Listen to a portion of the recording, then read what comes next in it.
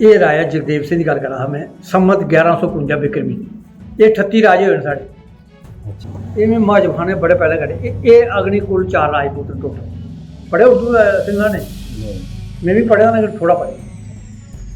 अग्निकुल 4 राजपूत मारे पवार परमार ठीक परिहार ठीक चालुक्स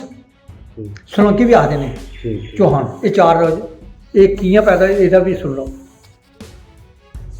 मोह टापू गए तो नहीं मैं गया नहीं सुना जाना मोह टापू का ऊपर पर्वत उपर एक कुंड है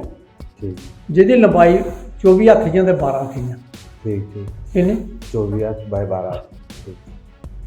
ਚਾ ਉਥੇ ਇੱਕ ਯੱਗ ਹੋਇਆ ਜਿਹੜਾ ਤੇ ਉਹ ਰਾਖਸ਼ ਨੇ ਜਗ੍ਹਾ ਨਹੀਂ ਹੁੰਦਾ ठीक ਗੁਰੂ ਪਰਸ਼ੂਰਾਮ ਪਰ ਭਗਵਾਨ ਪਰਸ਼ੂਰਾਮ ਜੀ ਉਹਨਾਂ ਆਖਿਆ ਵੀ ਮੈਂ ਨਾਸ਼ ਵੀ ਮੈਂ ਕੀਤੇ ਰਹਿੰਦਾ लेकिन वो आपत्ति भी मैं करा ठीक लेकिन तुस या करो तो बाकी मैं देखा उन्हें अपने करमंडल या चारे चौके जे एक राजपूत ये 4 अग्नि राजपूत निकले 4 ठीक ते वंशिश पूरा जरा ਇਹਦਾ ना ये साड़ा इत्थों चलेगा ठीक ठीक ठीक राजपूत हूँ तो 36 लकीर राजपूत हूँ 36 लकीर ठीक बोला 4 है हूँ 36 हुई है 9 छुपा 36 इयां बनाई लिया फिर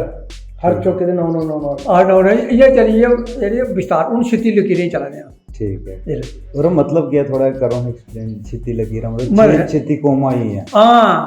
ओके जियां तुसें पवार छोड़िया ते दानू बड़ी है ऐ तो पवार राजपूत का ठीक ठीक लेकिन दानू फन जमवाल आ गए ठीक ठीक जमवाल आइए एक रामगढ़ी है जमवाल होई है वो गए ना ठीक ठीक वो अलग हो गया बड़ा कोई है इयां के